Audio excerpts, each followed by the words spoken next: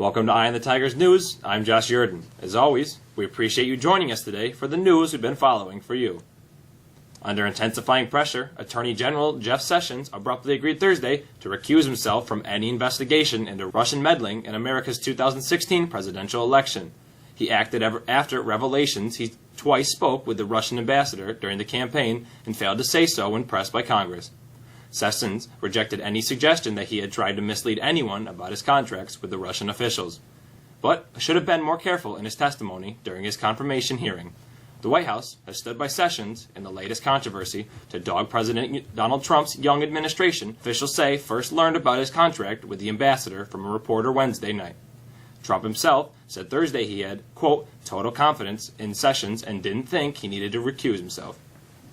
President Trump was barely in office when he signed an executive order restricting immigration from 7 Muslim-majority nations.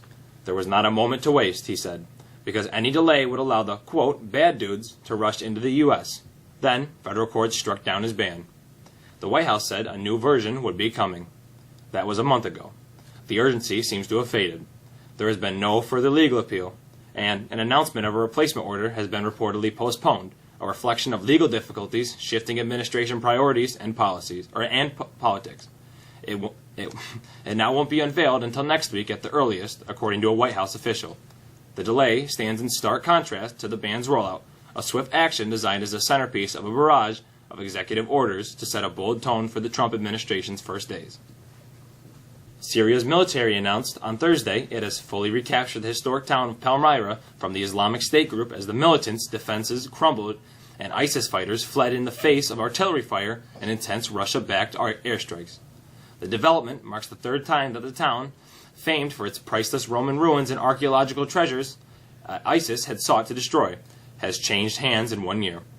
It was also the second blow for the Islamic State group in Syria in a week, after Turkish-backed opposition fighters seized the Syrian town of al-Bab from the militants on February 23rd, following a grueling 3-month battle.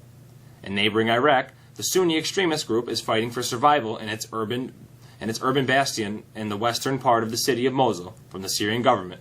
The news was a welcome development against the backdrop of peace talks underway with the opposition in Switzerland. The stock market is hitting new heights, and yes, excitement about President Trump's policies is part of the reason for it. But it's not the only one, analysts say.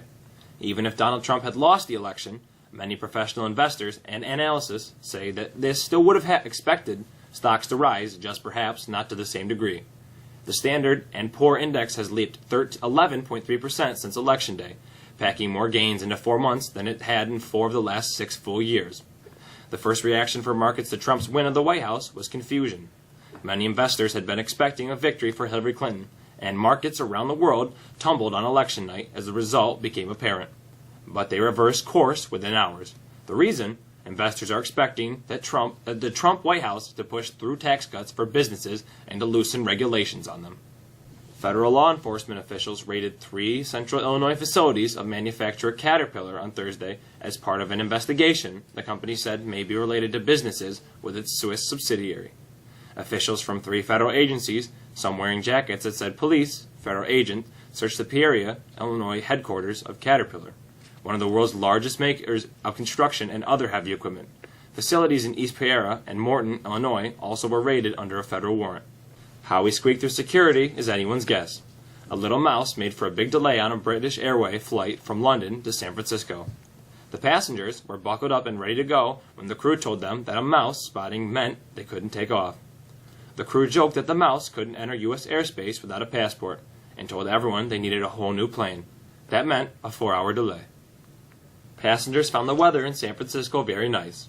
Not so much in the central New York area, though. Here's Alexis with the cold forecast.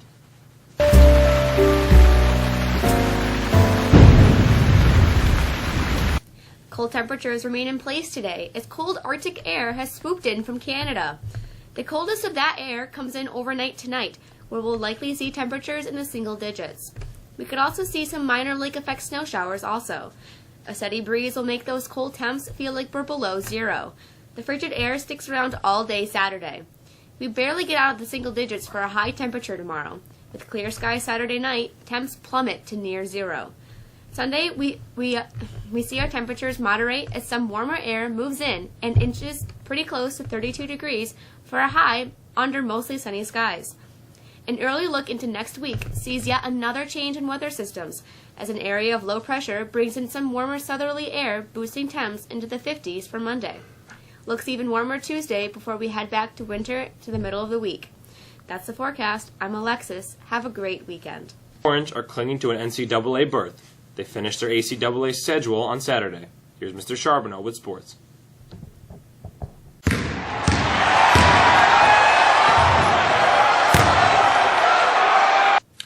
No team with 15 losses has ever received an at-large bid to the NCAA tournament. And sitting at 17-13, the Syracuse Orange don't exactly want to tempt that kind of history. Now, they host Georgia Tech tomorrow in the Carrier Dome, the last ACC regular scheduled game this season. Now, the Yellow Jackets, who just beat Syracuse 8 days ago, they are also fighting for an NCAA berth, and they also sit at 17-13. Now, several bracketologists, they argue that Syracuse and Georgia Tech are obviously on the proverbial bubble, and they both need the win if they want to claim an at-large bid. Now, Georgia Tech, they've split the last 4 games, while the Orange has lost 3 of its last 4. Now, before the game, the program will honor seniors DeJuan Coleman and Tyler Roberson, and graduate transfers Andrew White and John Gillen. Tip time is at 4 o'clock and may be found on ESPN. After further review, now the NBA says it's time to hire more referees. The league also plans to change the way they are scheduled and evaluated. The current staff of 64 referees, well, that's going to grow to at least 70 next season. And the league plans to increase it by 25% over the next 3 years. The league will consider promotions from the NBA Development League and from NCAA referees, former players, and referees working internationally. Section 3, well, they announced football schedules for next fall. If you're interested, Mexico opens up at home against perennial power Casanova on September 1st. Now, and finally, we need to make sure we wish Dan Mullen the best today as he participates in the New York State Swimming Championships in Long Island. The senior, he's participating in the 100 freestyle race qualifiers today. That's a quick look at sports. We hope you have a great weekend. Reminded to have all paperwork completed in order to participate in tryouts beginning on Monday. Friday marks the last day of the 5-week marking period. Teachers will be submitting those progress grades by Tuesday afternoon. Grades are always accessible on School Tools. Tickets are now on sale for the Drama Club's Spring Musical Cinderella. All tickets are $5 until 5 p.m. on Thursday, March 8th. After March 8th, ticket prices go up to $10. Get your pre-sale tickets now from any cast member or Mr. Coughlin in room 104. All dollars for scholarships applications must be submitted by March 18th, 2017 to be considered for this year's scholarships. That's all for us this week. On behalf of I, the Tiger staff, I hope you had a great weekend. I'm Josh Yurden. Look for us again on Monday.